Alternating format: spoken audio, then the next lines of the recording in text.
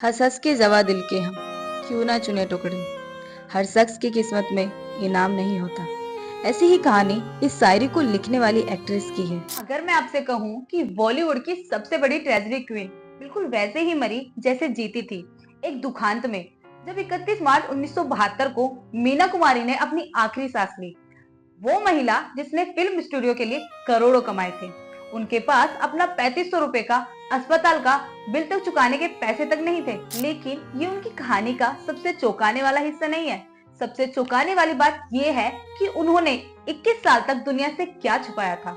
आपने उनकी जो भी फिल्में देखी हैं, उनके हाथों का जो भी खूबसूरत सितारा देखा है, वो एक बेहद सोच समझकर बुना गया झूठ था। आज मैं आपको ले चलूंगी उस रेशमी दुपट्टे के पीछे जिससे वो अपनी सबसे बड़ी शर्म छुपाती थी, उन डेटोल की बोतलों के पीछे जिनमें उनका सबसे काला राज छुपा था, और उस औरत के दिल में जिसने अपनी असली जिंदगी की त्रैजेडी को सिनेमाई सोने में बदल दिया। ये है महजबीन बानो की कहानी, जिसे दुनिया आज मीना कुमारी के नाम से जानती है, लेकिन कैमरे के पीछे की असली औरत को किसी ने नहीं जाना।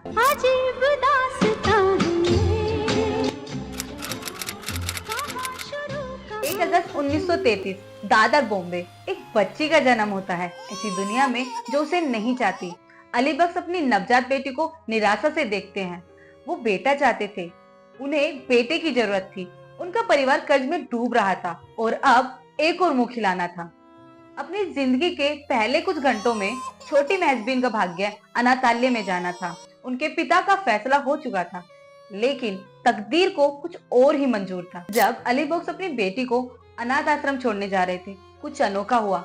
चींटियों ने बच्ची को घेर लिया और वो रोने लगी। उस पल पिता के मन में कुछ हुआ और एक ऐसा फैसला लिया जो भारतीय सिनेमा को हमेशा के लिए बदल देने वाला था।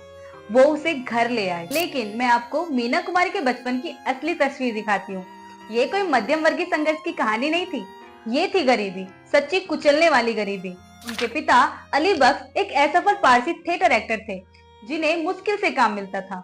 उनकी माँ इकबाल बेगम, मूल नाम प्रभावती देवी, एक नर्तिका और अभिनेत्री थी, जिन्होंने प्रेम के लिए इस्लाम कबूल किया था, सिर्फ खुद को आर्थिक नर्क में फंसा पाने के लिए। एक ऐसे घर की कल्पना कीजिए जहाँ रात का खाना पका नहीं था, जहाँ किराया हमेशा बकाया रहता था, जहाँ एक 4 साल की बच्ची चारों तरफ देखती है और सहज ही समझ जाती है उसे ही इसका हल बनना है। वो हल 1939 में आया, जब निर्देशक विजय भट्ट ने छोटी महजबीन को देखा और लेदर फेस में काम दिया। उनकी पहली फीस 25 रुपए, वो 25 रुपए जिससे उनके परिवार का किराया चुका और एक हफ्ते का राशन आया। आप समझ रहे हैं उस दिन क्या हुआ? एक 4 साल की बच्ची अपने परिवार की कमाऊ बन गई। जब दूसरे बच्चे खिलौनों से खेलते थे, महजबीन संवाद याद करती थी। जब दूसरे स्कूल जाते थे, वो फिल्म सेट पर जाती थी। उसने ये जिंदगी नहीं चुनी थी, जिंदगी ने खुद उसे चुना था। 1946 तक बेबी मीना कुछ असाधारण चीज में बदल चुकी थी, लेकिन बड़ी भूमिकाओं के लिए उन्हें एक नए नाम की जरूरत थी। निर्माताओं ने उन्हें 3 विकल्प दिए, कमला, प्रभा या मीना कुमारी, इस बात को जाने बिना कि वो अमरता चुन रही हैं। इसके बाद जो हुआ वो भारतीय सिनेमा में अभूतपूर्व था। 1946 से 1963 के बीच मीना कुमारी ने सिर्फ फिल्मों में काम नहीं किया, वो खुद फिल्म बन गई। मैं आपको कुछ ऐसे आंकड़े दूंगी जो आपका दिमाग हिला देंगे। अपने 33 साल के करियर में उन्होंने 90 से ज्यादा फिल्में की।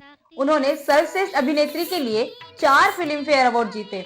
लेकिन यहाँ है वो रिकॉर्ड जो आज भी उनकी मृत्यु के 52 साल बाद भी कायम है। 1963 में 10वें फिल्म फेयर अवार्ड में मीना कुमारी को सर्वश्रेष्ठ अभिनेत्री के लिए 3 नामांकन मिले, 1 नहीं, 2 नहीं, 3, और उन्होंने साहिब बीबी और गुलाम के लिए जीता।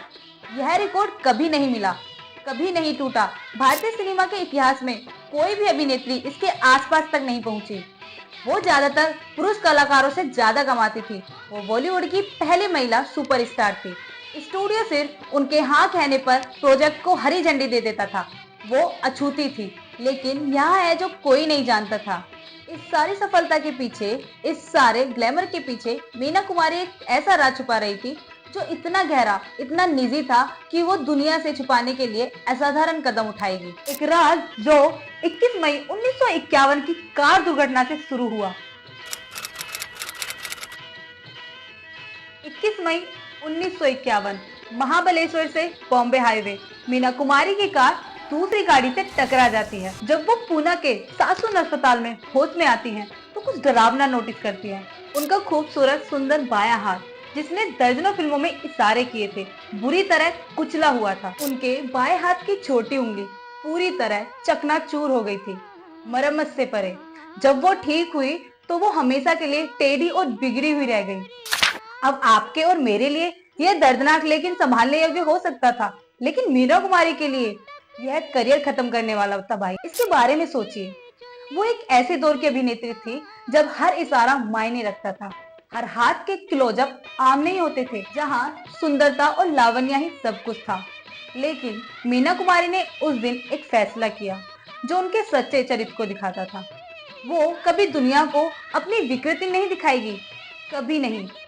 उस दिन से आगे हर एक फिल्म में, हर सार्वजनिक उपस्थिति में, हर तस्वीर में वो अपने बाएं हाथ को अपने दुपट्टे या साड़ी से छुपाती रही। अपनी जिंदगी के अगले 21 साल, 60 से भी ज्यादा फिल्मों के दौरान एक बार भी किसी कैमरे ने उनकी बिगड़ी उंगली को कैप्चर नहीं किया।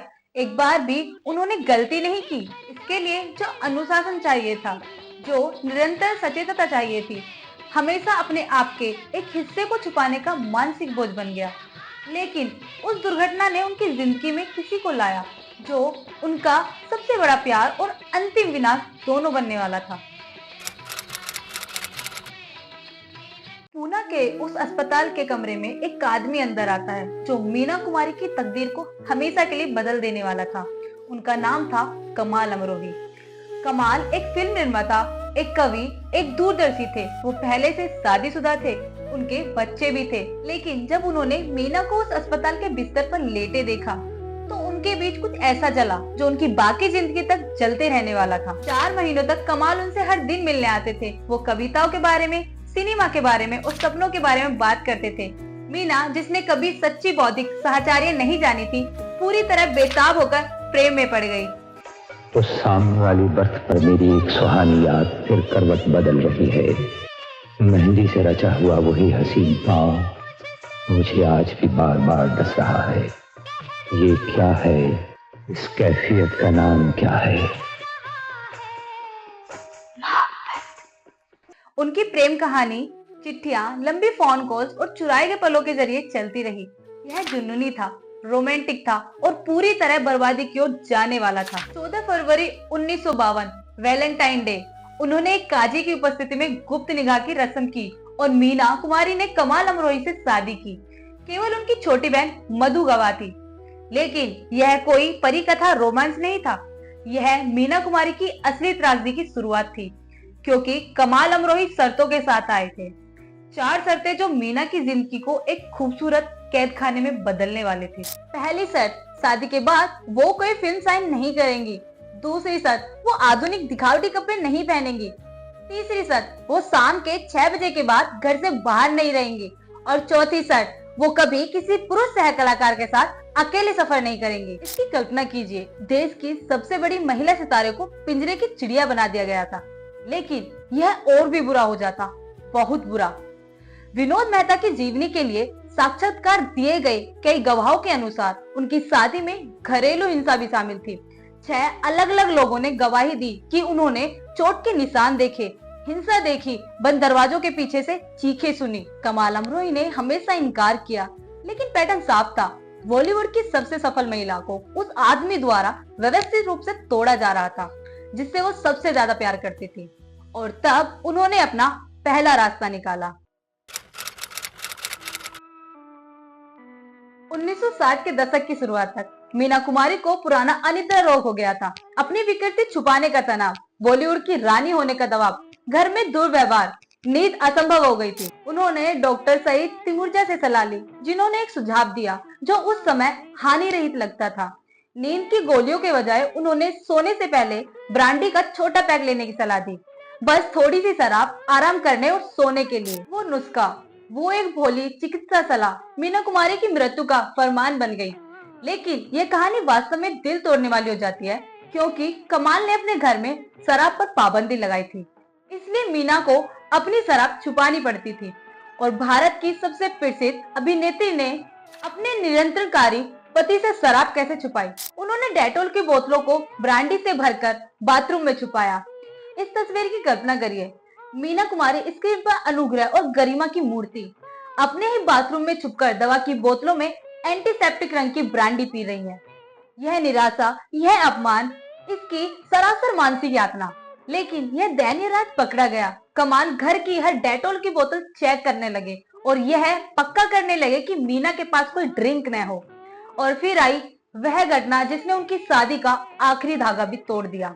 5 मार्च 1964 पिंजरे के पंछी के मुहूर्त के दौरान मीना ने जिद की कि गीतकार गुलजार को उनके मेकअप रूम में आने दिया जाए, लेकिन यह कमाल के नियमों के खिलाफ था। जब वो जिद करती रही तो कमाल के सहायक बकर अली ने उन्हें थप्पड़ मारा जोर से सबके सामने। और कमाल ने ये सब कुछ खड़े होकर देखा, कुछ नहीं किया, बस अपनी पत्नी को अपमानित होते हुए देखते रहे। उस थप्पड़ ने सिर्फ उनके चेहरे को नहीं मारा था, उसने मीना कुमारी की आत्मा के जो भी बचा था उसे चकनाचूर कर दिया। 1964 में उन्होंने कमाल अमरोही को छोड़ दिया, लेकिन नुकसान पहले ही हो चुका था। डॉक्टर का नुस्खा पूर्ण शराबी बन चुका था। लेकिन मीना कुमारी सिर्फ एक अभिनेत्री और दुखी व्यक्ति नहीं थी। इस सारे दर्द के नीचे एक कवि की आत्मा छुपी थी। नाज के उपनाम से लिखकर उन्होंने अपने दिल का दर्द खूबसूरत उर्दू शायरी में डाला। उनकी कविताएं कच्ची, ईमानदार, अपनी भेदता में तबाह करने वाली थी। और एक व्यक्ति था जो वास्तव में उनकी कलात्मक आत्मा को समझता था, जिसका नाम था गुलजार। जबकि कमाल ने उनकी कविताओं को शौक मानकर खारिज कर दिया, गुलजार ने उनकी वास्तविक प्रतिभा को पहचाना। वो घंटों उनकी कविताओं पर चर्चा करते, मार्गदर्शन देते, उन्हें एक गंभीर कलाकार के रूप में देखते जिसकी वो हकदार थे। यह बौद्धिक और भावनात्मक जुड़ाव मीना के लिए जीवन रेखा बन गया। गुलजार में उन्हें वो समझ और सम्मान मिला जिसकी उनकी शादी में कमी थी। अपने अंतिम वर्षों में अपनी बिगड़ी सेहत के बावजूद उन्होंने आई राइट आई रिसाइट नामक एक एल्बम रिकॉर्ड किया। अपनी खुद की आवाज में खयाम के मार्मिक संगीत के साथ उन्होंने अपनी कविता का पाठ किया। वो रिकॉर्डिंग जो आज भी उपलब्ध है, शायद मीना कुमारी की आत्मा की सबसे अंतरंग झलक है। उनकी आवाज नाजुक लेकिन गरिमामय, अपना दर्द सीधे दुनिया से कहती हैं। लेकिन यह रचनात्मक निकास भी उन्हें इस भंवर से नहीं बचा सका जो पहले से ही शुरू हो चुका था। आपके पांव देखे बहुत हसीन है, इन्हें जमीन पर मत उतारिएगा, मैले हो जाएंगे। 1968 मीना कुमारी को लीवर सिरोसिस का पता चलता है। शराब के सालों से दुरुपयोग ने उन्हें पकड़ लिया था। वो इलाज के लिए लंदन, स्विट्जरलैंड जाती हैं, दुनिया के सर्वश्रेष्ठ डॉक्टरों से मिलती हैं। निदान स्पष्ट है, उनका लीवर फेल हो रहा है। तुरंत पूर्ण शराब छोड़े बिना वो मर जाएंगी। वो सितंबर 1968 में भारत वापस आती है, कमजोर लेकिन ठीक होने के लिए दृढ़ संकल्पित। और तभी कमाल अमरोही उनकी जिंदगी में फिर से वापस आते हैं। उन्होंने उनसे कहा, केवल पाकीज़ा पूरा होना बाकी है, उसके बाद मैं तुम्हें तुम्हारे वैवाहिक बंधनों से मुक्त कर दूंगा। पाकीज़ा कमाल का ख्वाबों का प्रोजेक्ट, उनकी मास्टरपीस। लेकिन मीना कुमारी के बिना यह अधूरा था और मीना ने सब कुछ के बावजूद, दुर्व्यवहार, अपमान, सालों के अलगाव के बावजूद हाँ कह दिया। लेकिन जो महिला पाकीज़ा पूरा करने के लिए वापस आई वो अपने पुराने रूप की एक परछाई थी। लीवर की बीमारी ने उनका पेट फूल गया था। वो इतनी कमजोर थी कि हर शॉट के बाद उन्हें कुर्सी की जरूरत होती थी। नृत्य के दृश्यों के लिए बॉडी डबल का इस्तेमाल किया गया। पद्मा खन्ना लॉन्ग शॉट में उनकी जगह खड़ी होती थी। अपनी पीढ़ी की सबसे सुंदर अभिनेत्री मुश्किल से खड़ी हो पा रही थी। फिर भी जब कैमरा चलता था तो कुछ जादू ही होता था। अपनी शारीरिक गिरावट के बावजूद पाकीज़ा में मीना कुमारी का अभिनय अलौकिक था। हर दृश्य उनकी वास्तविक पीड़ा का भार लिए हुए था। वो सचमुच अपना सबसे महान काम बनाते हुए मर रही थी। पाकीज़ा 4 फरवरी 1972 को रिलीज हुई। यह तुरंत क्लासिक बनी, आलोचकों द्वारा सराही गई और दर्शकों द्वारा पसंद की गई। मीना कुमारी ने इसकी सफलता कभी नहीं देखी। 56 दिन बाद उनकी मृत्यु हो गई। 29 मार्च 1972 saint Elizabeth nursing home Bombay. Meena Kumari अपनी अर्धचेतन अवस्था में कमाल अमरोही को पुकारती हैं, जिस आदमी को वो अपने निजी क्षणों में भी चंदन कहती थी। उनके अंतिम सुसंगत शब्द, चंदन मैं ज्यादा दिन जीवित नहीं रहूंगी, मेरी अंतिम इच्छा यह है कि मैं तुम्हारी बाहों में मरूं। बड़ा एहसान किया तुमने, हमारी मौत कितनी खूबसूरत होगी। 2 दिन बाद 31 मार्च 1972 दोपहर 3:25 पर मीना कुमारी ने अपनी आखिरी सांस ली। जिस महिला ने फिल्म स्टूडियो के लिए करोड़ों कमाए थे, जिस पर पुरस्कार और प्रशंसा की बारिश हुई थी, जो भारतीय सिनेमा की निर्विवाद रानी थी, वो लगभग कंगाल होकर मरी। उनका अस्पताल का बिल 3500 रुपए था। उनका परिवार इसे बर्दाश्त नहीं कर सकता था। यह निर्देशक सावन कुमार थे, जिन्होंने उनके इलाज का भुगतान किया। उन्हें पैसा जुटाने के लिए अपनी कार बेचनी पड़ी। बाद में उन्होंने कहा, मैंने 15,000 रुपए का बिल चुकाया, मैंने अपनी स्टैंडर्ड कार बेच दी। कुछ हफ्तों बाद वो मर गई। मैंने उन्हें कंधा दिया। मीना जी को अपनी जिंदगी में बहुत दिल का दुख झेलना पड़ा। इस विडंबना के बारे में सोचिए। ट्रेजेडी क्वीन की वास्तविक त्रासदी स्क्रीन पर नहीं थी। यह थी वो बिल्कुल उन पात्रों की तरह जीती और मरी जिनका चित्रण उन्होंने किया था। सुंदर, प्रतिभाशाली, लेकिन अंततः उन पुरुषों द्वारा तबाह की गई जिन्हें वो सबसे ज्यादा प्यार करती थी। उनकी मृत्यु के बाद गुलजार ने उनकी कविताओं को तन्हा चांद नामक संग्रह में संकलित किया। यह उनकी कलात्मक आत्मा का प्रमाण है, उनकी सिनेमाई विरासत से अलग। तो हम मीना कुमारी की कहानी का क्या अर्थ निकाले? संगीत निर्देशक नौसद ने एक बार कहा था, हिंदी फिल्म उद्योग में महान अभिनेत्रियां पैदा हो सकती हैं, लेकिन दूसरी मीना कुमारी कभी नहीं हो सकती। वो सही थे, लेकिन उन कारणों से नहीं जो आप सोच सकते हैं। मीना कुमारी अकेली इसलिए नहीं थी कि वो सिर्फ प्रतिभाशाली थी, बल्कि इसलिए कि उनकी वास्तविक जीवन की त्रासदी सिनेमाई सोने से कैसे पूरी तरह बदल गई। स्क्रीन पर उनका हर आंसू वास्तविक था, दर्द का हर इशारा प्रमाणिक था, दिल टूटने के हर क्षण सीधे जीवित अनुभव से खींचा गया था। 21 साल तक उन्होंने दुनिया में सबसे विकृत उंगली छुपाई। 21 साल तक हर एक इशारा अपनी शर्म छुपाने के लिए गणना किया गया था। इसके लिए जो अनुशासन चाहिए था, निरंतर जागरूकता, मानसिक बोझ, यह लगभग समझ से बाहर है। वो अपनी कब्र पर ये शब्द चाहती थी। उसने अपनी जिंदगी एक टूटे हुए साज के साथ समाप्त की, एक टूटे हुए गीत के साथ, एक टूटे हुए दिल के साथ, लेकिन बिना किसी पछतावे के, बिना किसी पछतावे के। अगली बार जब आप मीना कुमारी की कोई भी फिल्म देखें, तो यह याद रखना, वो सुंदर हाथ की हरकतें, दुपट्टे से वो सुरुचित इशारे, यह सिर्फ अभिनय नहीं था, यह अस्तित्व था। यह एक महिला का दुनिया को खुद को टूटा हुआ नहीं दिखाने से मना करना था, तब भी जब वो अंदर से मर रही थी। यह सिर्फ महान अभिनय नहीं है, यह मानवीय आत्मा का अपनी गरिमा को समर्पित करने से इनकार है। और शायद, बस शायद इसीलिए उनके प्रदर्शन आज भी हमें प्रभावित करते हैं, क्योंकि हम सिर्फ एक अभिनेत्री नहीं देख रहे, हम एक महिला को देख रहे हैं, जिसने अपने गहरे दर्द को कुछ सुंदर में बदल दिया। यही है मीना कुमारी की वास्तविक विरासत। त्रासदी नहीं, बल्कि वो अनुग्रह जिसके साथ उन्होंने इसे सहा। वो थी, वो है अपूर्णीय। यदि यह कहानी ने आपको प्रभावित किया, तो कृपया इसे दूसरों के साथ साझा करें और भारतीय सिनेमा के स्वर्ण युग की सराहना करते रहें। और बॉलीवुड के अतीत की और अनकही कहानियों के लिए सब्सक्राइब करना ना भूलें, क्योंकि हर किरदार की एक कहानी होती है और हर कहानी उस सत्य के साथ कही जाने की एक हकदार होती है जिसकी वो पात्र है।